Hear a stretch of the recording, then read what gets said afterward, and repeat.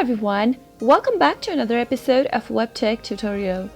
In today's tutorial episode, I'll be guiding you through how to delete your WeChat account. If you're wondering how to delete a WeChat account since you no longer need to use the app, you've visited the right place. Before jumping right into our video, I would like to request you to subscribe to our channel by hitting the subscribe button and don't forget to press the bell icon for instant notifications from us. Now let's move on. Tap open your WeChat application from your app list and make sure you're signed into your account. From the chat screen, tap on the Me icon at the bottom right corner of the screen. Now, tap on the settings from the menu, go to Account Security and tap it on at the top of the screen.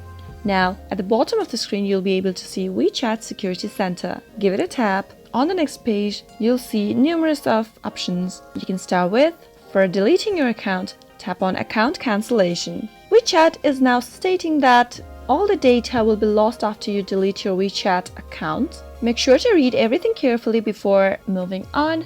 After you're sure you want to delete your account, tap on Request Cancellation at the bottom. Your account cancellation has been verified now. It says that the following data will be deleted permanently after this action. Tap on Next to confirm and go through what it has to say one more time. Tap on Agree and confirm cancellation. After that, your cancellation request has been completed. Now tap on Finish and log out.